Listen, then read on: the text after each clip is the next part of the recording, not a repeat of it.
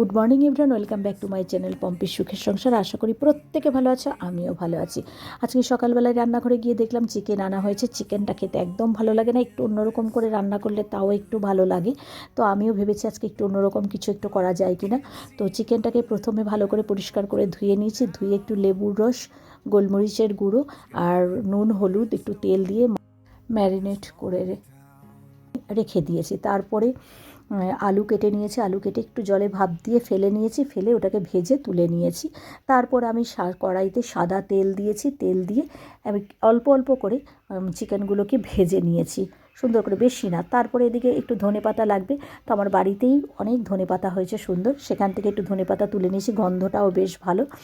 এবার আমি একটু জিরের গুঁড়ো, একটু ধনের গুঁড়ো একটু ভিজিয়ে রেখেছি, আর একটা বাটিতে কিছুটা কাজু বাদাম আর আমন্ড ভিজিয়ে রেখেছি। এইটুকু হলেই আমার হয়ে যাবে, বেশি আমার চিকেন বেশি নেই, তো এইটুকু ভিজিয়ে রেখে দিয়েছি। এবার চিকেনগুলোকে এই যে সাদা তেলে পুরোটাই ভেজে রেখেছি, এবং কড়াইতে যে তেলটা ছিল তার মধ্যে একটু এলাচ, দারচিনি, তেজপাতা ফোড়ন দিয়েছি। ফোড়ন দিয়ে আমি পেঁয়াজ, আদা, রসুন পেস্ট করে রেখেছিলাম, সেই পেস্টটা কড়াই তেলের মধ্যে ওই তেলেই দিয়ে দিয়েছি এবং ভালো করে কষতে দিয়েছি।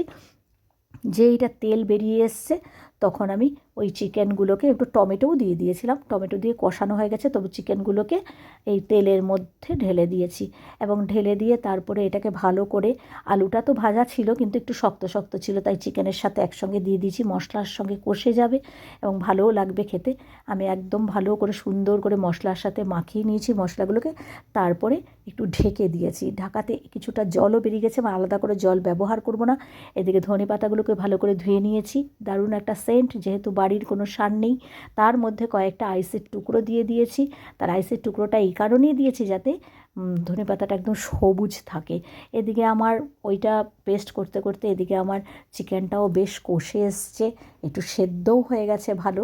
তারপর আমি কাজু আর আমন্ডের পেস্টটা মাংসের মধ্যে দিয়ে দিয়েছি, দিয়ে কিছুক্ষণ নাড়াচাড়া করেছি, ফুটতে দিয়েছি। আমি আগেই বললাম আলাদা করে জল দিইনি, এইসবের জলেই যতটুকু হয়েছে।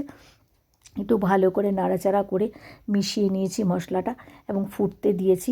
এ দেখো বেশ ভালো জলও বেরিয়ে গেছে। এবার আমি যেটা দেব সেটা হচ্ছে ওই ধনেপাতার পেস্টটা দেবো, এটার মধ্যে ঢেলে দেবো।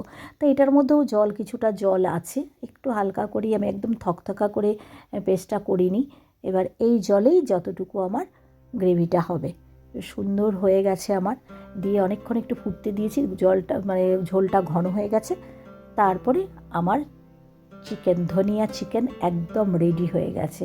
তো আমি খেয়ে দেখলাম খুব ভালো, খুব টেস্ট, অন্য কষা মাংসর থেকে বেশ ভালো লাগছে, একঘেয়েমি মাংসর থেকে এটা বেশ ভালোই লাগছে। তো তোমরাও খেয়ে দেখো, তোমরাও বলো, জানিও কেমন তোমাদের লাগলো।